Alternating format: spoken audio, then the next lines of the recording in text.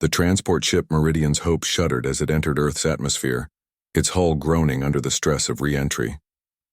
Inside the cramped passenger compartment, Zara Chen pressed her face against the small porthole, watching the blue marble of her homeworld grow larger. After 3 years of brutal interstellar warfare against the Vorthan Empire, she was finally coming home. At 19, Zara had seen more death and destruction than most beings experienced in multiple lifetimes.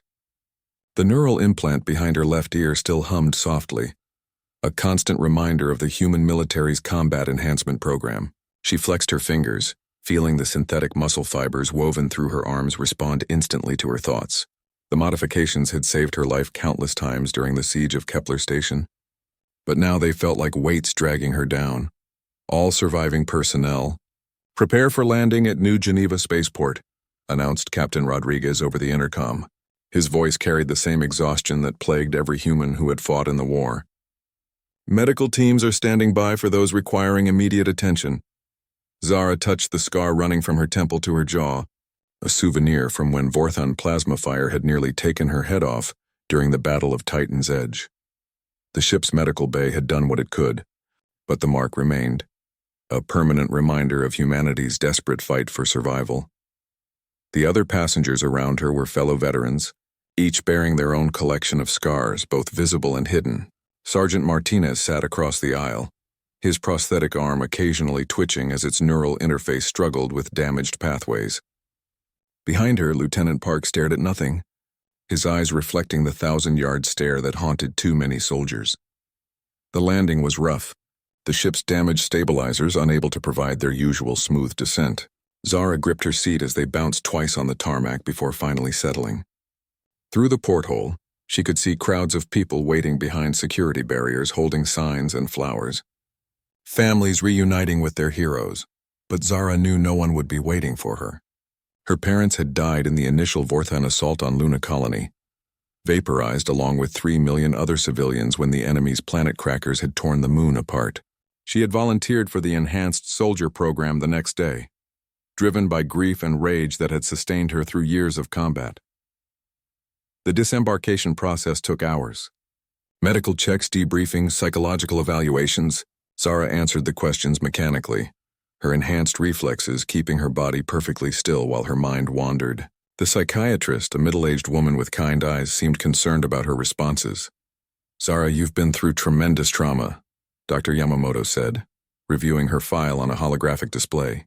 "The combat modifications you've received are extensive. Have you given any thought to what you want to do now?" "I need to finish school," Zara replied simply. "I was in my first year of university when the war started. I want to complete my education," Dr. Yamamoto frowned. "The integration program we discussed offers excellent vocational training.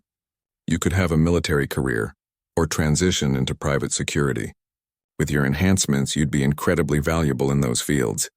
"I want to study xenobiology," Zara said firmly. "I want to understand them. All of them. Not just how to kill them." The psychiatrist made several notes before nodding. "Very well. We'll arrange for your academic records to be updated and coordinate with Terra University. They have excellent facilities and a strong support program for veterans."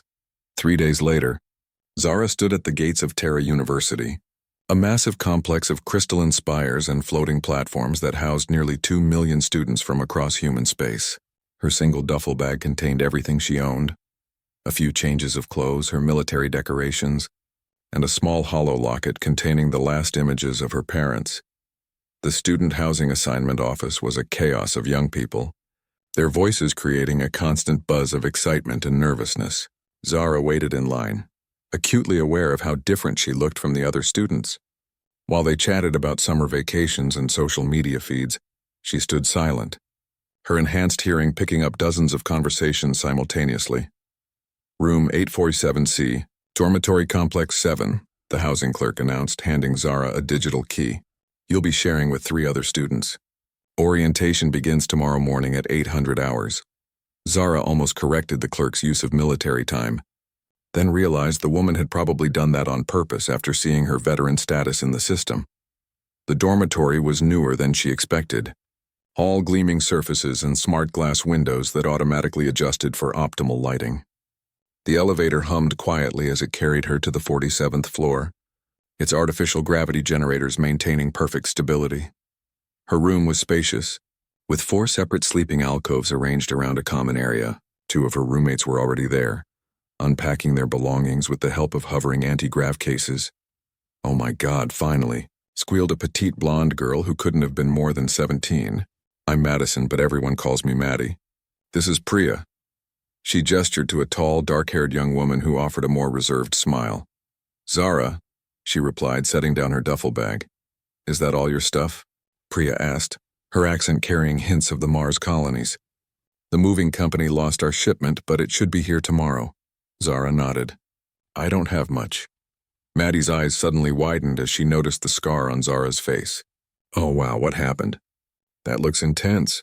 "Madison," Priya hissed, clearly embarrassed by her roommate's lack of tact. "It's fine," Zara said quietly. "I was in the war." The room fell silent. Both girls stared at her with expressions mixing awe, curiosity, and something that might have been fear. Zara realized that to them she wasn't just another student. She was something else entirely, something dangerous and unfamiliar in their safe civilian world. "The Vorthan War?" Maddie whispered. "But you're so young." "I volunteered when I was 16, Zara explained, moving toward her assigned alcove. Age restrictions were waived during the emergency conscription period. She began unpacking her few belongings, hyper-aware of how her roommates watched her every movement. Her enhanced reflexes made even simple tasks appear unnaturally precise and efficient. When she set down her military decorations on the small desk, Maddie gasped. "Is that a silver star? And a combat action ribbon?" Zara glanced at the medals. "Among others. What did you do to earn them?" Priya asked softly. For a moment, Zara considered telling them about holding the line at Kepler Station when the Vorthan ground forces had broken through, about single-handedly destroying 3 enemy mechs with nothing but improvised explosives and her bare hands, about the 43 confirmed kills that had earned her the nickname Ghost among her unit. Instead, she simply said, "My job." The third roommate, Rebecca, arrived later that evening while Zara was reviewing the university's academic catalog on her personal tablet.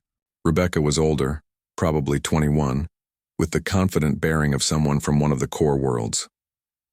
"So you're the war hero," Rebecca said after the introductions, her tone carrying a subtle edge that Zara's enhanced senses immediately detected as hostility. "I'm just another student," Zara replied evenly. "Right," Rebecca smirked. "Just another student who probably has enough cybernetic modifications to bench press a hovercar." The tension in the room was palpable. Maddie fidgeted nervously while Priya tried to change the subject to their upcoming classes. But Zara simply returned to her tablet, her expression remaining neutral. She had survived 3 years of interstellar warfare, watched entire worlds burn, and lost everyone she had ever cared about. A roommate with an attitude problem was the least of her concerns. Tomorrow she would begin the next phase of her life, trading battlefields for lecture halls and plasma rifles for textbooks. What she didn't know was that surviving university would prove to be its own kind of war.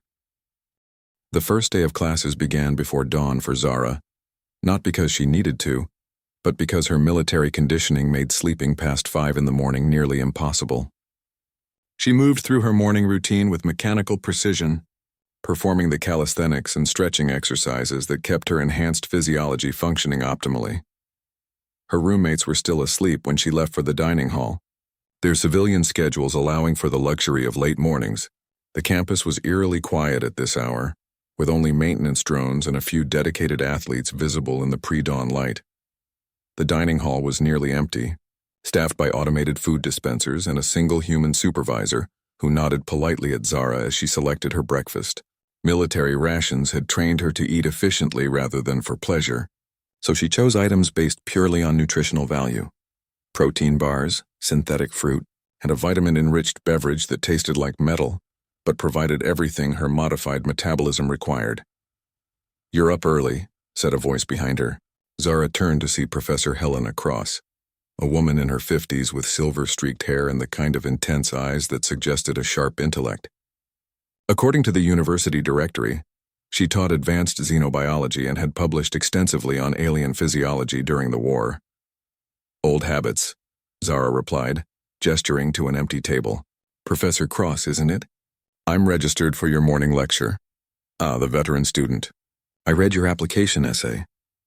Professor Cross sat down across from her, carrying a cup of something that smelled strongly of caffeine. You want to understand alien biology to promote peace rather than warfare. Admirable, if perhaps naive. Zara bristled slightly. With respect, Professor, I've had more direct experience with alien physiology than most researchers. Combat experience, yes. But combat teaches you how to destroy something efficiently, not how to understand it. Professor Cross leaned forward. Tell me, during your military service, did you ever attempt to communicate with a Vorthon soldier? The question caught Zara off guard. She thought back to the countless engagements, the faceless enemies behind energy shields and powered armor. They weren't interested in communication.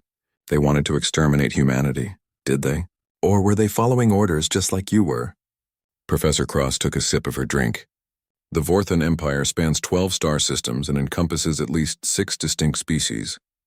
Their military caste represents perhaps 1% of their total population. Did you know that? Zara felt a familiar anger building in her chest, the same rage that had driven her through years of combat. I know they killed my parents and 3 million other civilians. And I know they killed my nephew at the Battle of Procyon, Professor Cross replied calmly. But hatred, justified or not, makes for poor science. If you want to succeed in my class, you'll need to approach alien life with curiosity rather than vengeance. The conversation was interrupted by the arrival of other students, their voices filling the previously quiet dining hall. Zara recognized several faces from her dormitory, including Rebecca, who shot her a knowing look before joining a table of well-dressed students from the core. World's Professor Cross's xenobiology lecture took place in an amphitheater-style classroom with holographic displays capable of rendering three-dimensional alien anatomies in stunning detail. Zara arrived early and selected a seat in the middle section, close enough to see clearly but not so prominent as to draw unnecessary attention. The other students filed in gradually, their conversations a mix of excitement and nervousness about their first university-level science course. Many appeared to be traditionally aged college students, though Zara noticed several older individuals who might have been returning to education after other careers.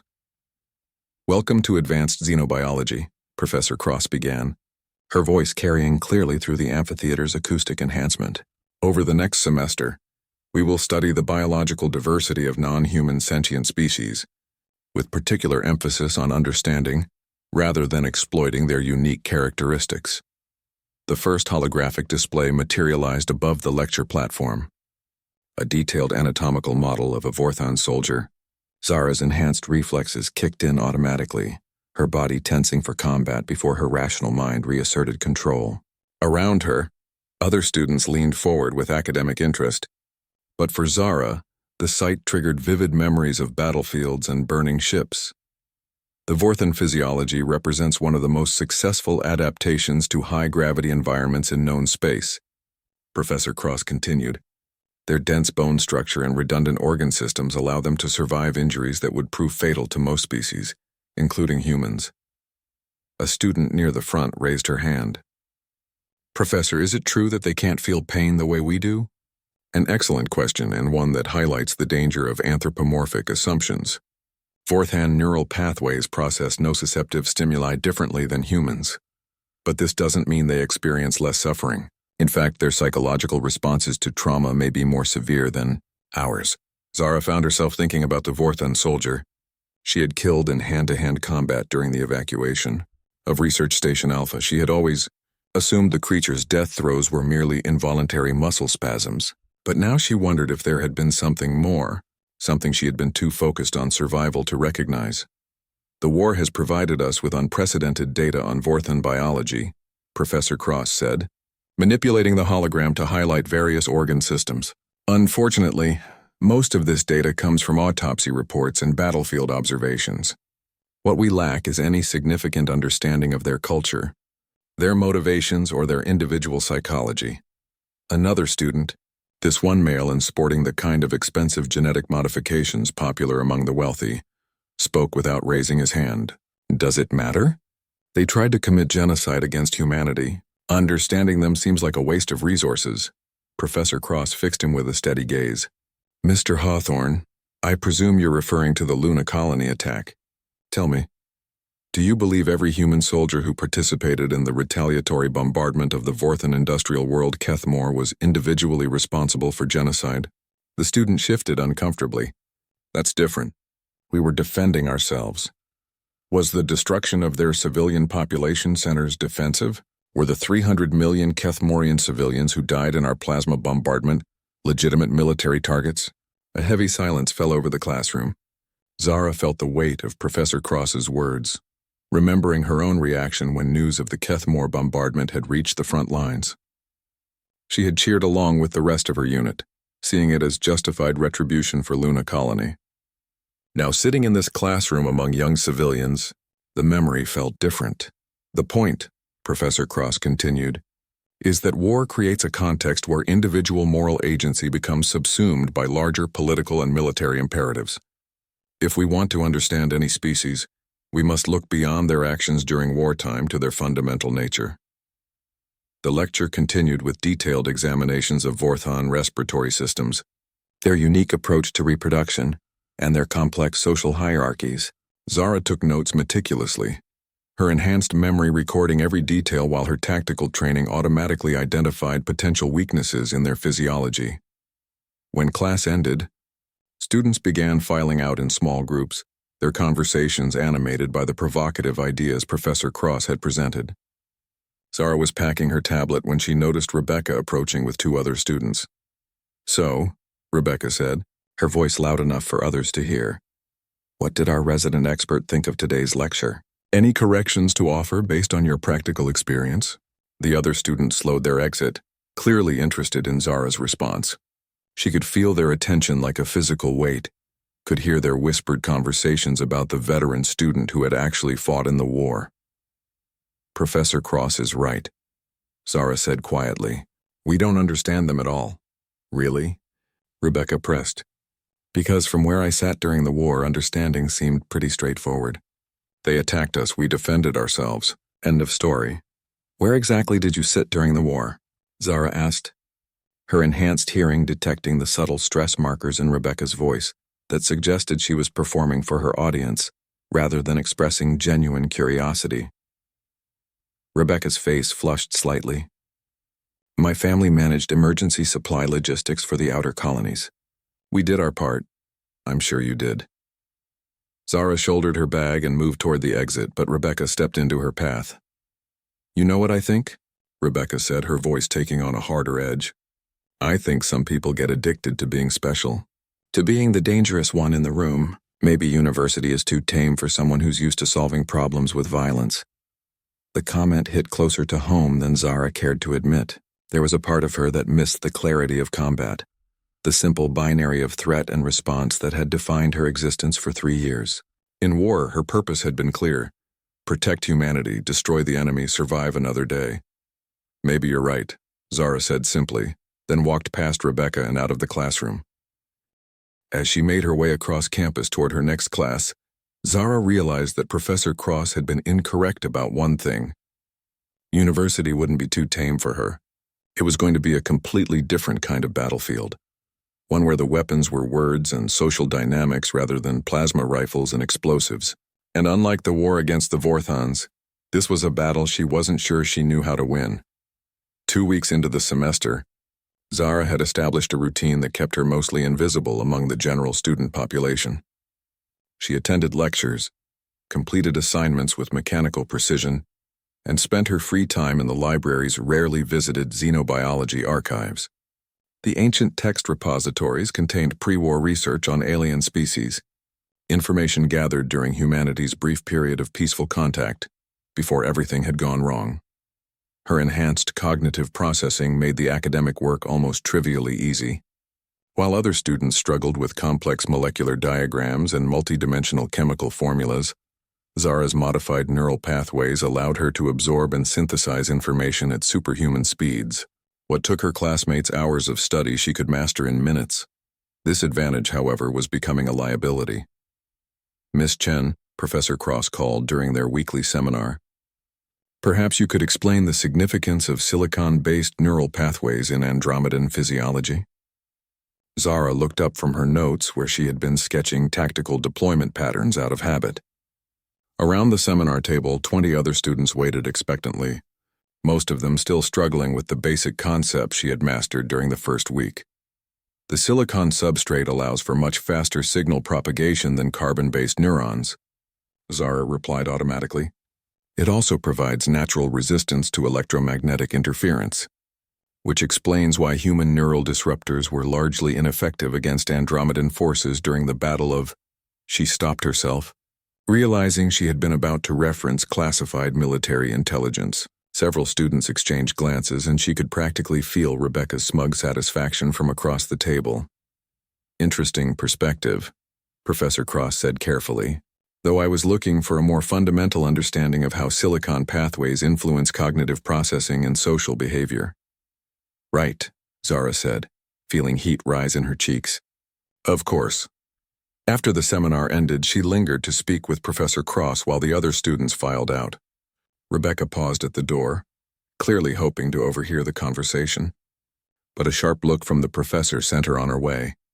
You're struggling with the transition, Professor Cross observed, settling back into her chair. It's not the academic content, obviously. You're processing information faster than students who've been studying this material for years. Then what's the problem? Zara asked. You're approaching every question like it's a military briefing. You want facts, tactical advantages, actionable intelligence. But science, real science, is about understanding for its own sake. Professor Cross pulled up a holographic display showing various alien neural structures. Tell me, what do you see when you look at this? Zara studied the display, her enhanced pattern recognition immediately cataloging vulnerabilities and tactical considerations. Pressure points where a blade could sever major neural clusters. The Andromedan consciousness appears to be distributed across multiple nodes, so you'd need to destroy at least 60% of the network to cause complete cognitive shutdown. Professor Cross was quiet for a long moment. And if you weren't thinking about how to kill them? The question caught Zara off guard. She forced herself to look at the neural diagram again, this time trying to suppress her tactical conditioning. Gradually, other details emerged. The elegant mathematical symmetry of the neural architecture, the beautiful complexity of information flowing through crystalline pathways, the sheer alien magnificence of a consciousness so unlike human thought. It's beautiful, she said softly, surprising herself. Yes, Professor Cross smiled. It is. That's what I need you to remember, Zara. These aren't enemies to be defeated. They're wonders to be understood. The conversation was interrupted by a sharp knock on the office door. Professor Cross called for whoever it was to enter, and Zara was surprised to see Dean Morrison, a stern-looking man she recognized from the university's welcome orientation.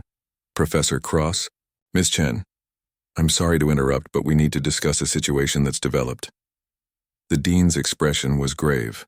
Miss Chen, have you posted anything on social media about your military service?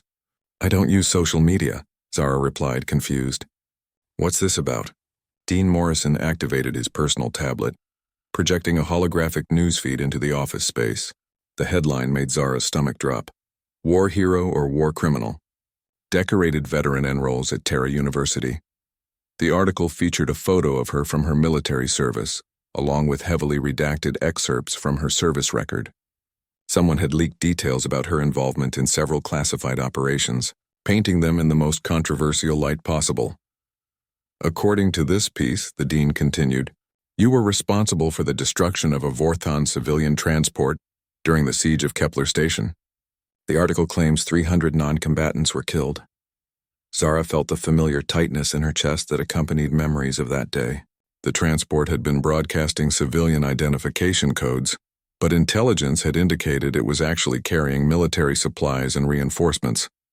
She had been ordered to destroy it, and she had followed those orders. Later investigation had revealed that the intelligence was wrong. That information is classified, Zara said quietly. How did they get it? We're investigating, but that's not our immediate concern, Dean Morrison replied. The story is spreading rapidly through student social networks.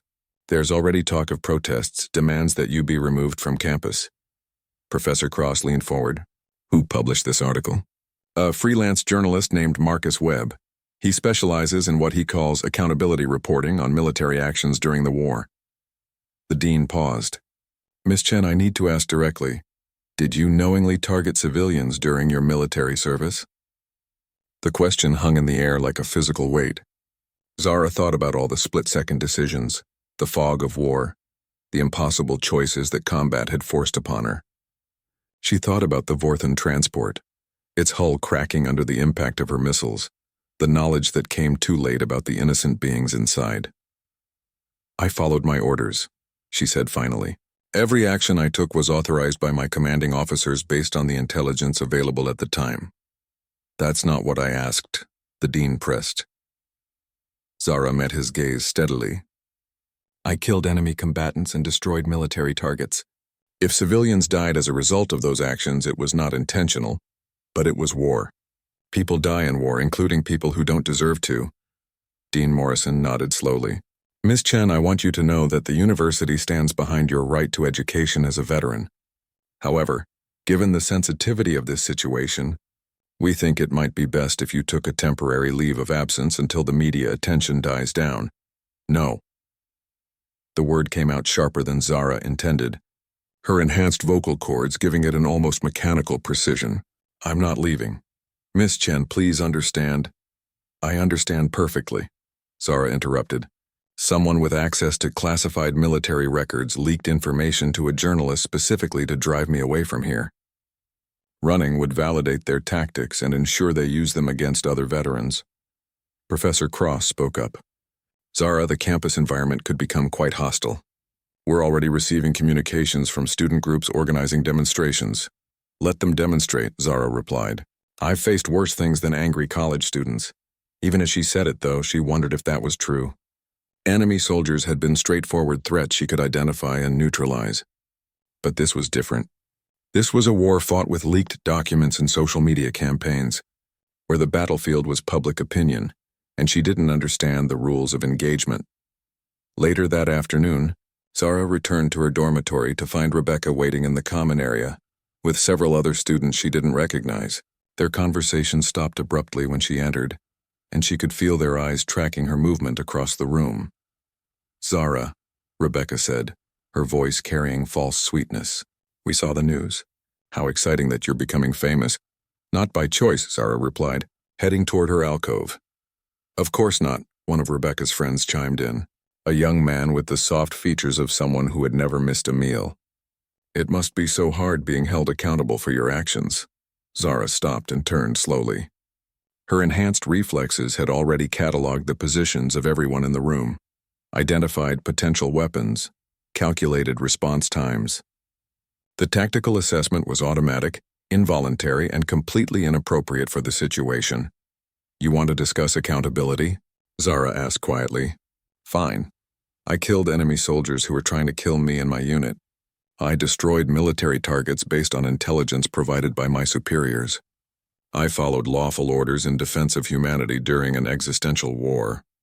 She stepped closer to Rebecca's friend, noting how he unconsciously leaned away from her. What exa? See, Teali, did you do during the war? Where were you when the Vorthans were bombing Luna Colony? What actions are you accountable for? I was 17, the young man stammered. I was in school. So was I when the war started, Zara replied. The difference is that when my family was murdered, I did something about it instead of hiding behind other people's sacrifices. The room fell silent. Rebecca's confident smirk had faded, replaced by something that might have been uncertainty or fear. Zara realized that her enhanced physiology had unconsciously shifted into a combat-ready stance, her body language broadcasting threat in ways she hadn't intended. She forced herself to relax, to appear more human and less like the weapon she had been trained to become. I'm going to continue my studies here, she said calmly. If that bothers you, you're welcome to transfer to another university. That evening, as Zara tried to focus on her xenobiology homework, she could hear her roommates whispering in the common area. They thought they were being quiet, but her enhanced hearing picked up every word of their nervous speculation about living with a trained killer.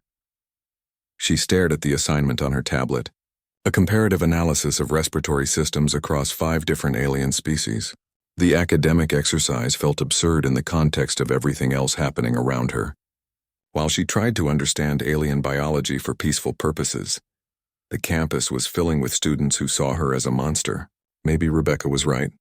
Maybe she was addicted to being dangerous to be in. The protests began at dawn on Thursday morning, 3 days after the news article had broken.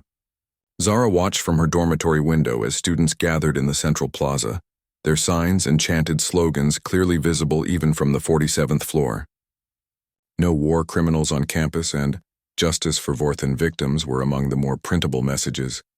Her enhanced hearing could pick up fragments of the crowd's conversations, individual voices rising above the general noise. Some students seemed genuinely outraged by the leaked information about her military service.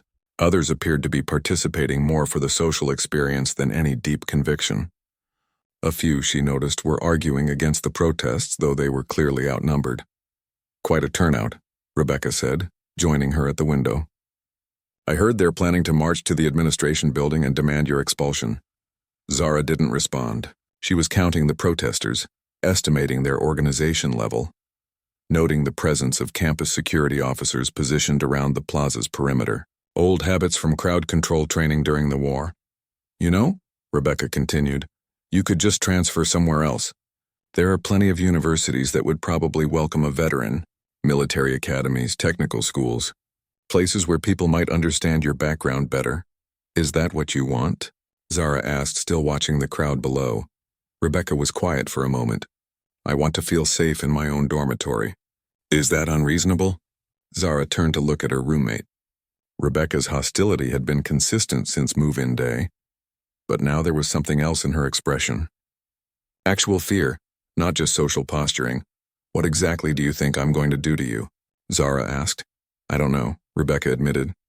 "That's the problem. You're this walking collection of weapons and enhancements and combat programming. How am I supposed to know what might trigger you? What happens if you have a flashback during finals week? What if someone accidentally startles you in the middle of the night?"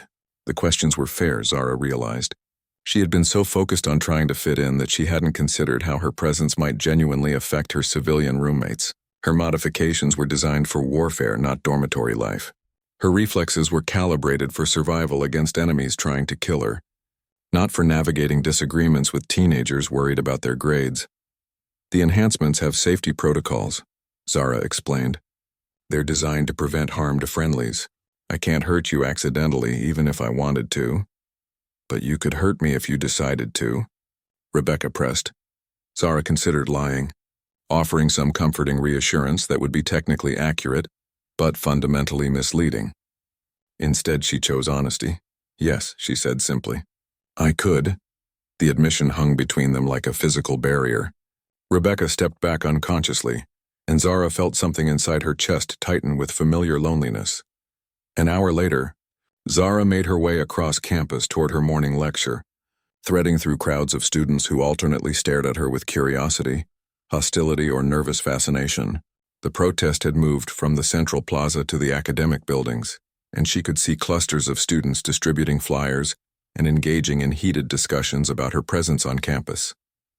"Hey," someone called out as she approached the science complex. "You're her, aren't you?" "The war criminal?" Zara turned to see a group of 5 students blocking her path. They appeared to be undergraduates, probably first or second year based on their age and the confident ignorance of their expressions. The one who had spoken was a tall young man with the kind of expensive genetic modifications that marked him as core world nobility. "I'm a student here," Zara replied evenly, trying to get to class. "Students don't usually have body counts," another member of the group said, a young woman with elaborately styled hair and clothing that probably cost more than most people's annual salaries. "How many Vorthons did you kill?" The question was clearly intended to provoke her, to create a confrontation that could be recorded and distributed through social media. Zara could see at least 3 personal recording devices pointed at her, their operators hoping to capture something dramatic.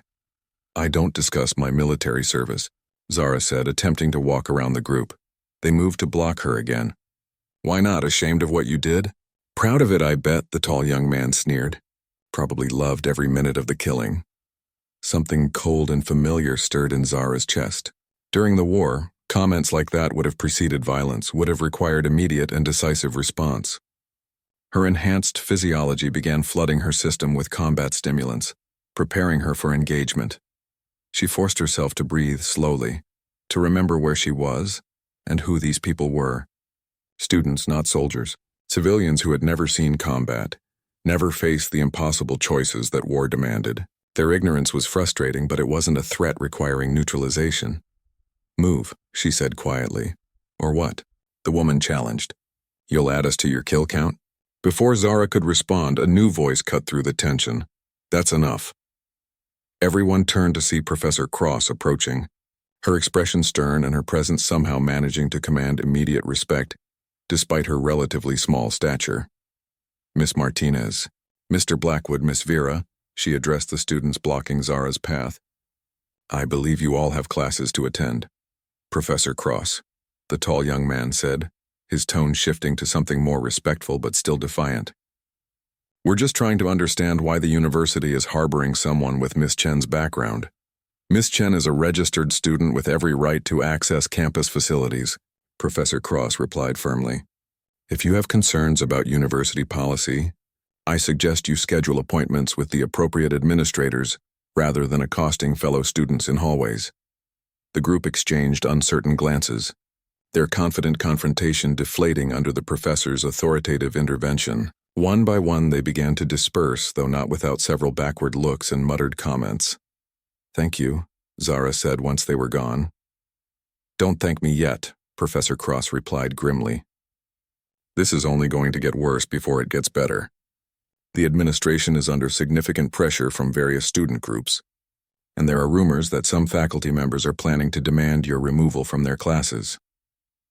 They walked together toward the science building, Zara's enhanced hearing detecting the whispered conversations that followed in their wake.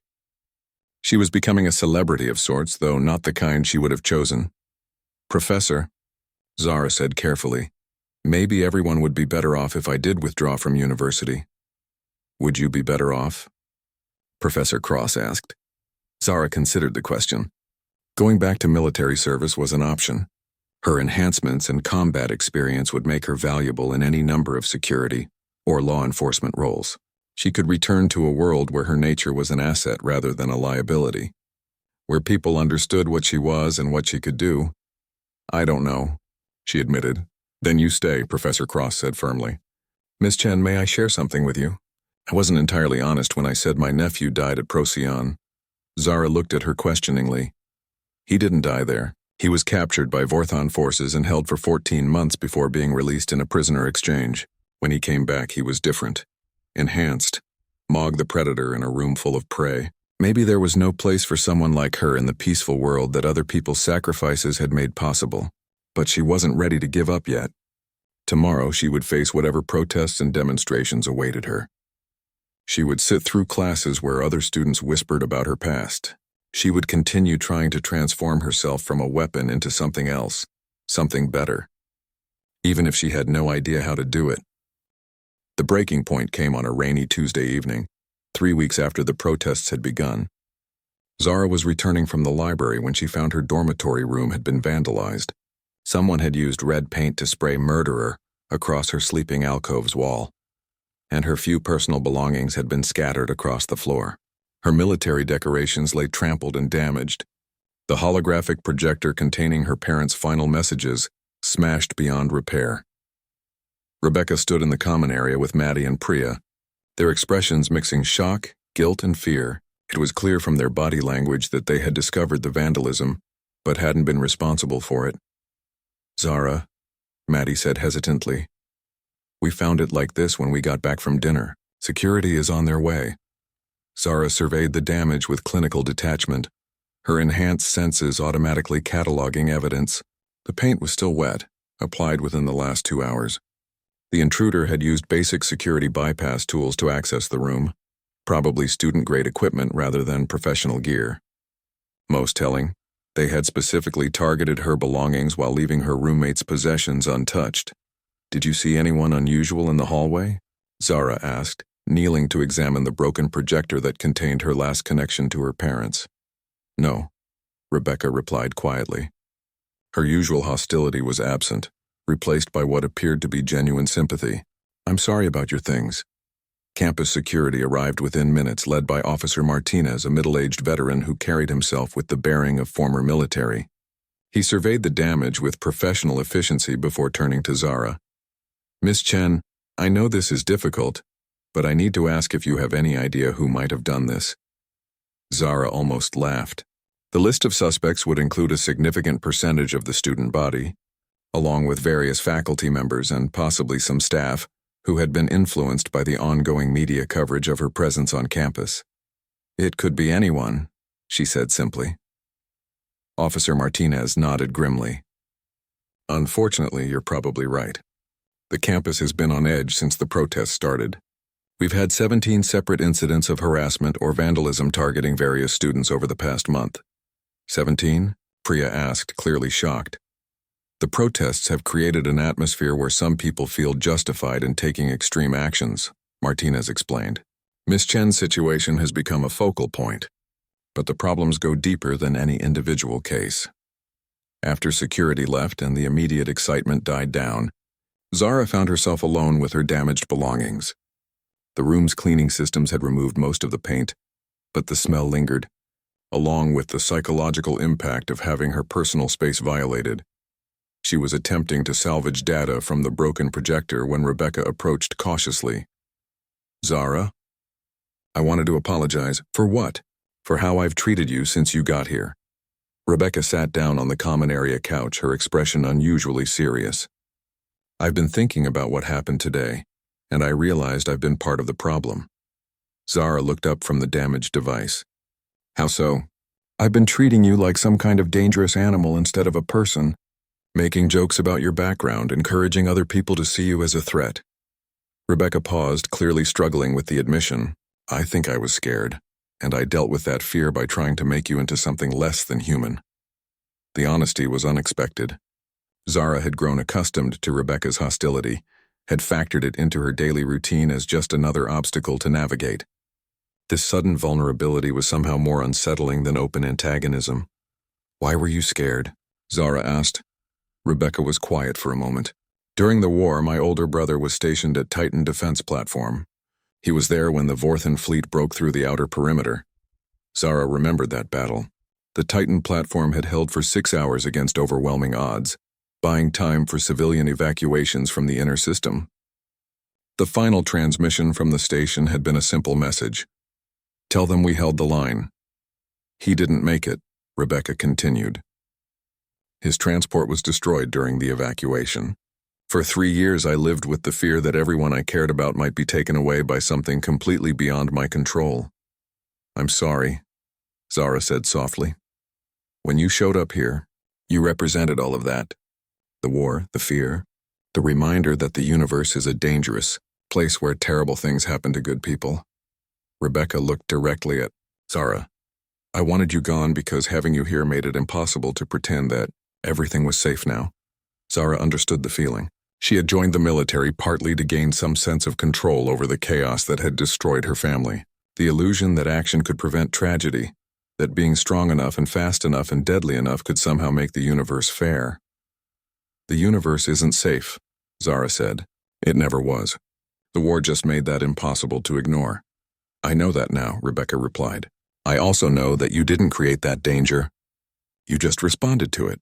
Their conversation was interrupted by Maddie rushing into the room, her face flushed with excitement and distress. "Zara, you need to see this," she said, activating the wall display with her tablet. "There's been a development in the news story about you." The display filled with a news broadcast featuring the journalist Marcus Webb, the man who had originally published the leaked information about Zara's military service. He appeared to be giving an interview from what looked like a professional studio setting. "Tonight, we have new information about the classified military records that were leaked regarding Terra University student Zara Chen," the news anchor was saying. "Mr. Webb, you've claimed that you received these documents from a whistleblower within the military. Is that still your position?" Webb looked uncomfortable, shifting in his chair before answering. "Recent investigations have revealed that the documents I received may not have come from a military source at all." "What does that mean exactly?" "It appears that the leak was orchestrated by a civilian organization with ties to several anti-war activist groups. They obtained the classified information through illegal hacking and specifically chose to release it in a way that would cause maximum disruption to Miss Chen's civilian reintegration. Zara felt something cold settle in her stomach. Turn up the volume. The news anchor continued the interview. Are you saying that Miss Chen was deliberately targeted?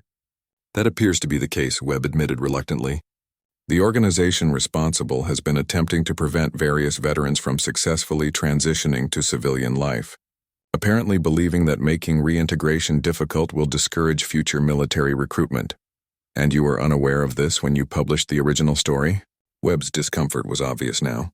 I believed I was publishing legitimate whistleblower information about potential war crimes.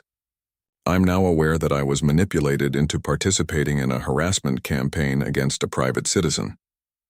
The broadcast continued with additional details about the investigation, but Zara stopped listening. The revelation that her harassment wasn't random, that someone had specifically targeted her as part of a larger political agenda, created a strange mix of vindication and anger. That's horrible, Priya said softly. They ruined your projector, your pictures of your parents, all for some political statement.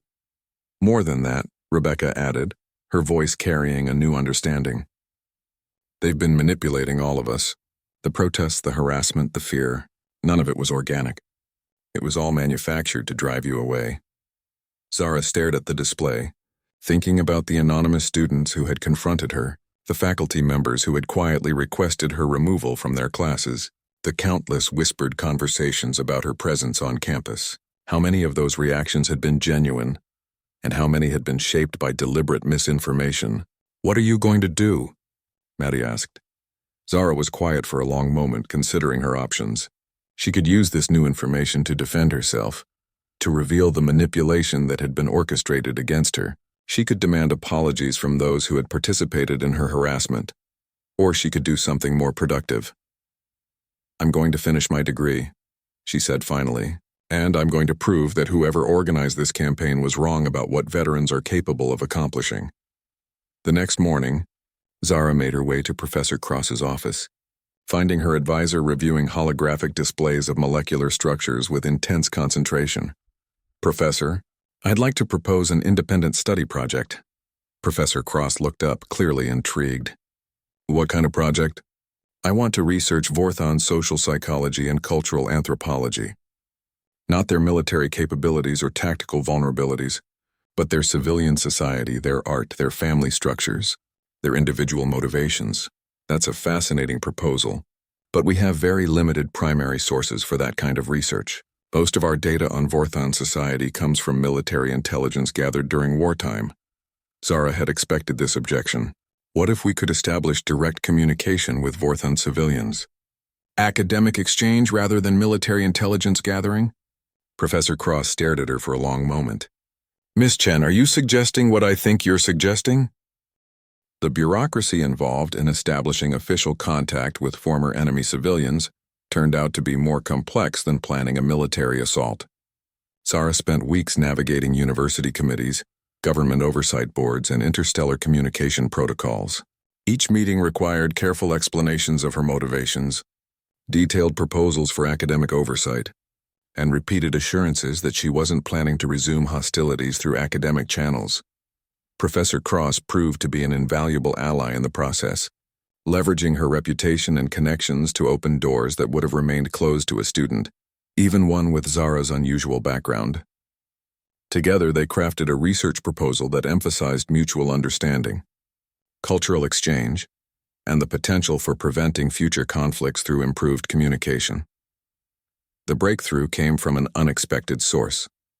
Dr. Kieran Voss, a xenolinguist who had worked on translation protocols during the brief pre-war diplomatic period, reached out after hearing about their project through academic networks. I've been waiting for someone to propose something like this, he explained during their first meeting in his cluttered office, filled with alien language samples and communication devices. The Vorthon Academic Collective has been attempting to establish civilian contact with human researchers for months, but they haven't found anyone willing to participate. Zara felt a spark of genuine excitement for the first time since arriving at university. They want to talk? More than talk. They want to collaborate. The war was as devastating for their civilian population as it was for ours, and they're trying to rebuild their society with a better understanding of human motivations and behavior. Dr. Voss activated a holographic display showing what appeared to be a formal communication in Vorthon script, the flowing symbols somehow beautiful despite their alien nature. This is a proposal from the Kethmore Rehabilitation University, one of their institutions established after the bombardment of their industrial world. They're requesting human participation in a joint research project studying cross-species conflict resolution. The irony wasn't lost on Zara.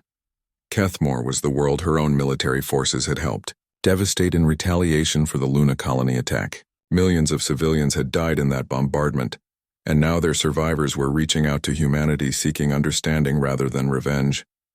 What would my role be? Zara asked. Initially, language and cultural exchange, learning to communicate effectively with Vorthon researchers, understanding their academic approaches, establishing trust. Dr. Voss paused meaningfully.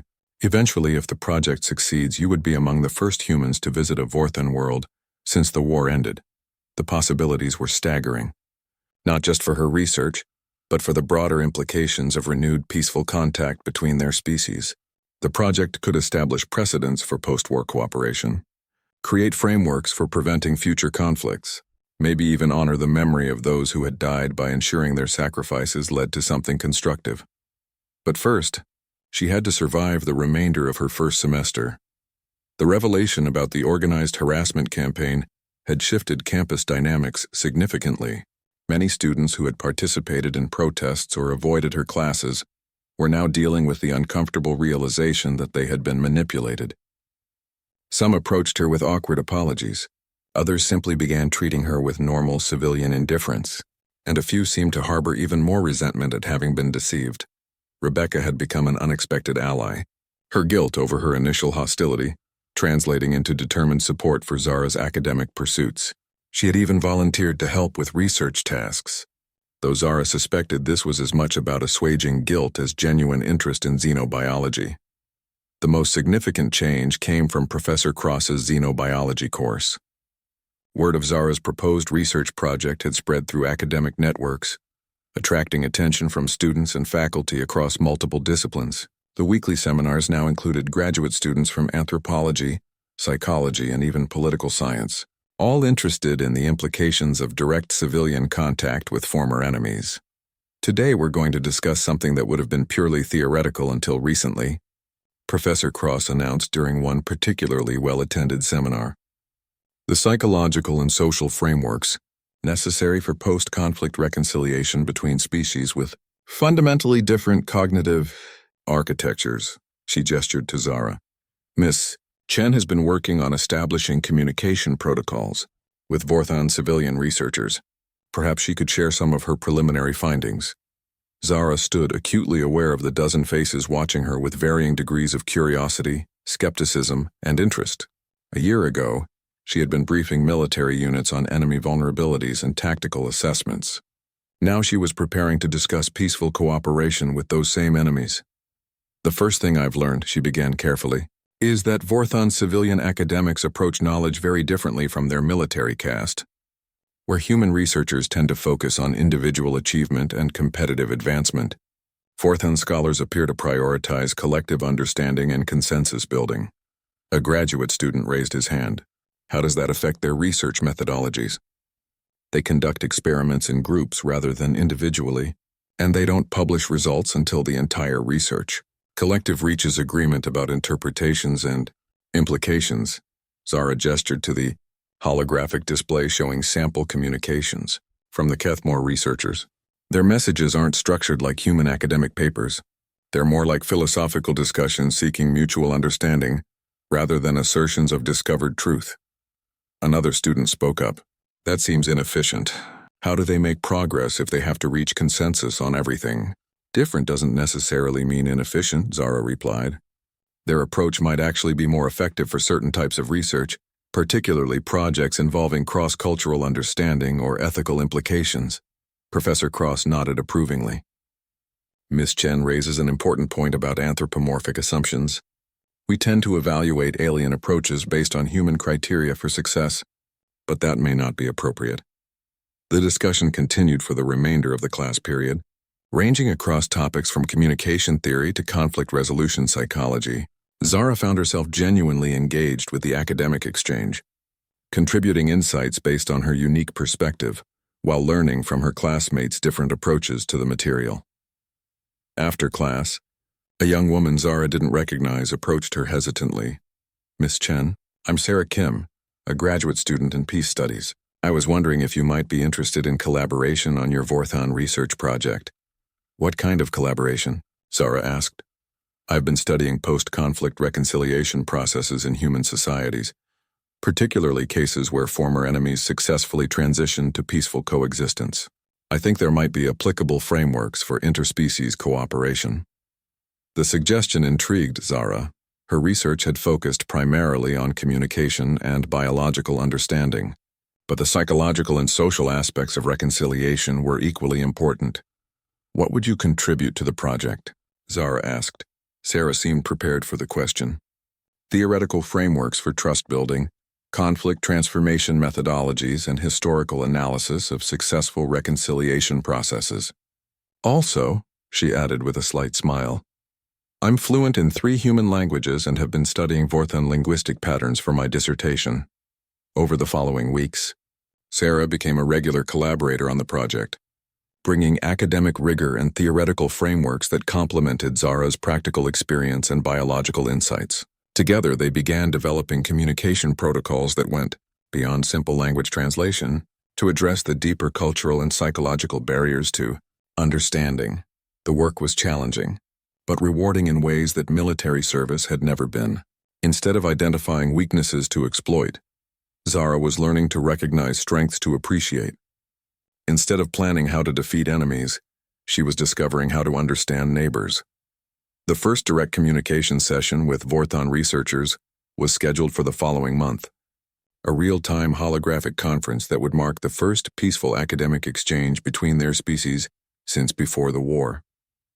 Zara found herself both excited and nervous about the prospect, aware that her performance could influence the future of interspecies cooperation. But for the first time since arriving at university, she felt like she was pursuing something that justified the sacrifices that had brought her there, not just personal redemption or academic achievement, but a chance to transform the legacy of war into something that might prevent future conflicts.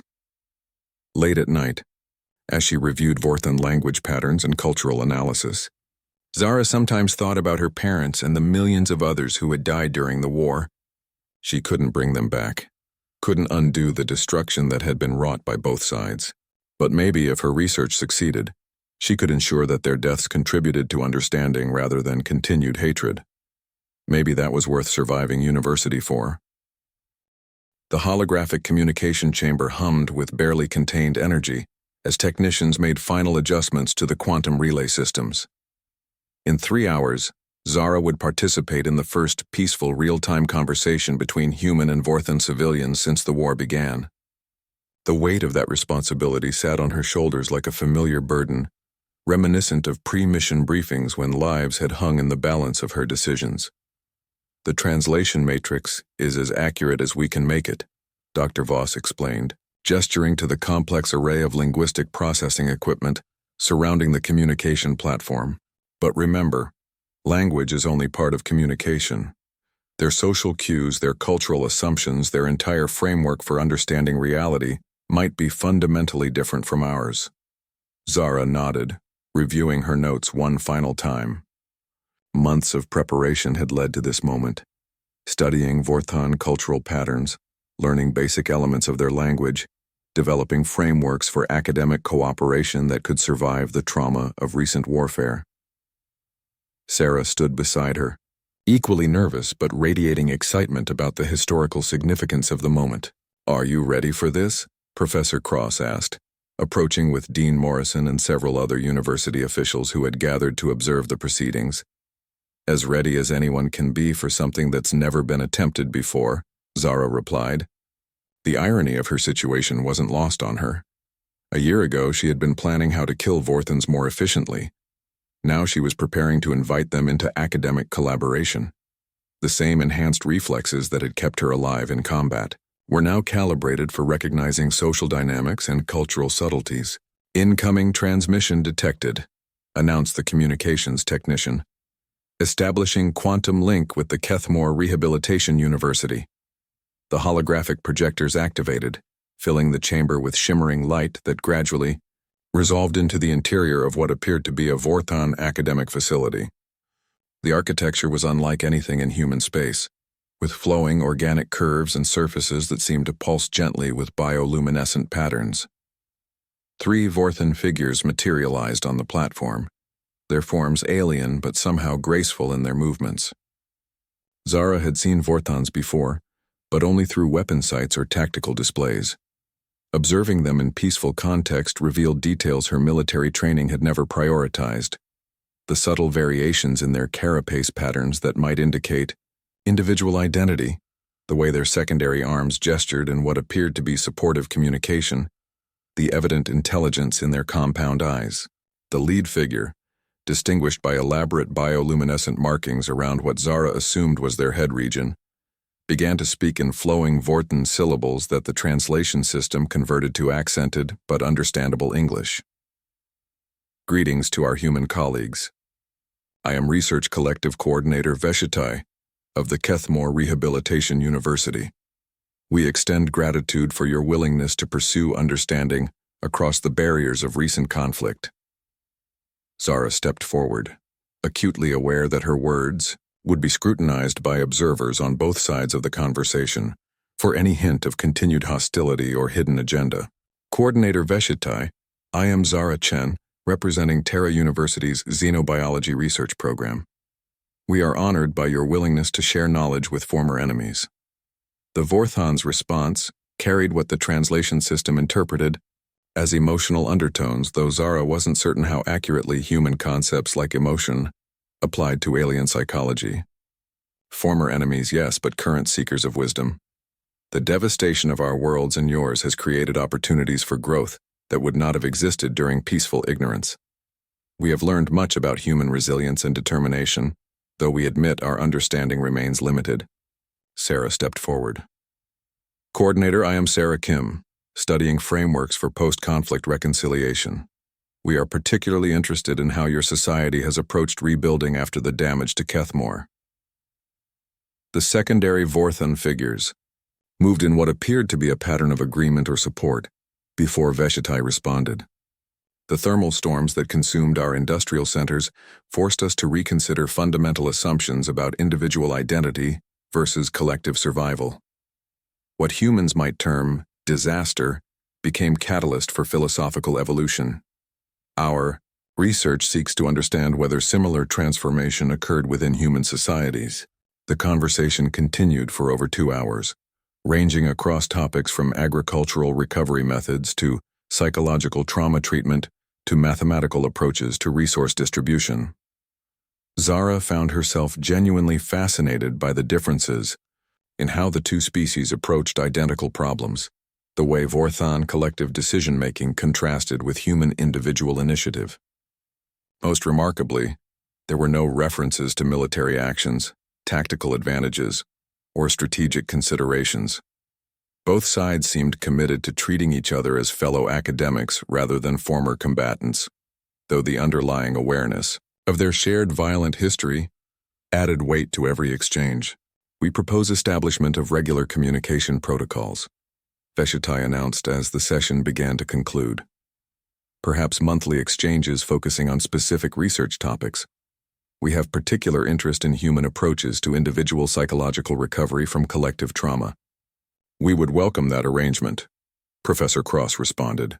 Our students could benefit greatly from understanding your collective approaches to knowledge synthesis. After the communication ended and the holographic projectors powered down, the chamber fell silent except for the quiet conversations of the various officials and researchers who had observed the historic exchange. Well, Dean Morrison said finally, I think it's safe to say that went better than our most optimistic projections.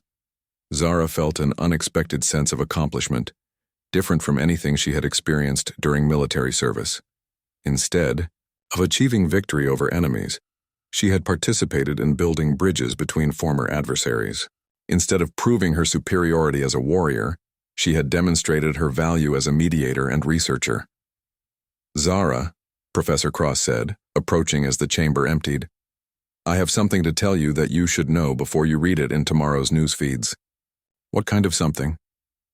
"The Interspecies Academic Council has formally requested that you serve as humanity's primary liaison for the Vorthon Research Exchange Program.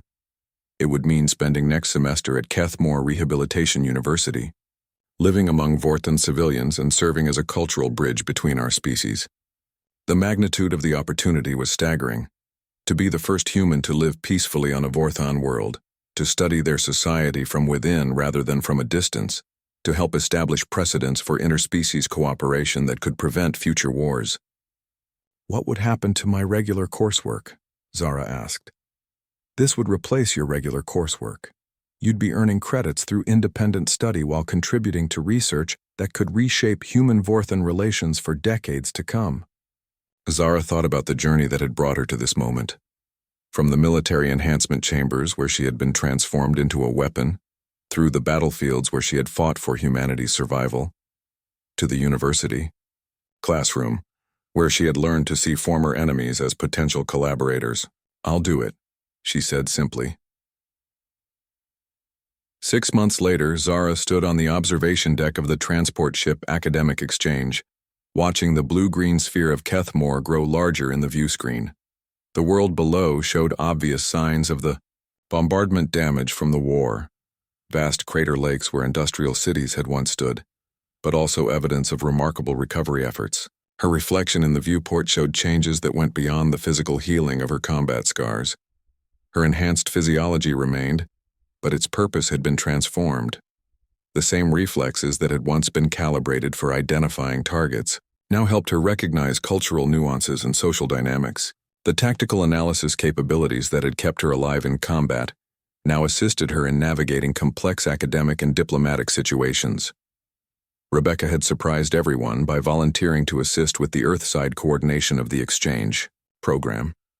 Her guilt over her initial hostility transformed into dedication to the project's success. Sarah would be joining Zara on Kethmore within a month, bringing additional research capabilities and theoretical frameworks for their expanding collaboration. Most importantly, Zara felt like she finally understood what Professor Cross had meant about approaching alien life with curiosity rather than vengeance. The universe was still dangerous, still capable of taking away everything someone cared about without warning or explanation. But it was also capable of beauty, wonder, and connections that transcended the boundaries of species and conflict. The transport shuddered slightly as it entered Kethmore's atmosphere, beginning its descent toward the university complex that would be Zara's home for the next year. Through her enhanced hearing, she could detect the nervous conversations of the diplomatic staff who were accompanying her, their voices mixing excitement with understandable apprehension about this unprecedented mission. But Zara felt calm, centered in a way she hadn't experienced since before the war began. She was still a weapon, still enhanced beyond normal human capabilities, still marked by the violence she had witnessed and participated in. But she was also something more now, a bridge between worlds, a translator of not just languages but entire ways of understanding existence.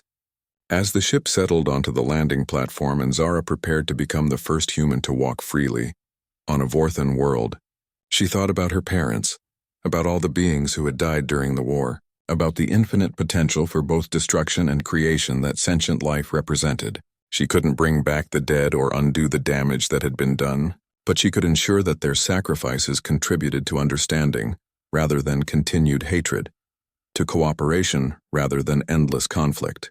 The young woman who had survived war was ready to build peace.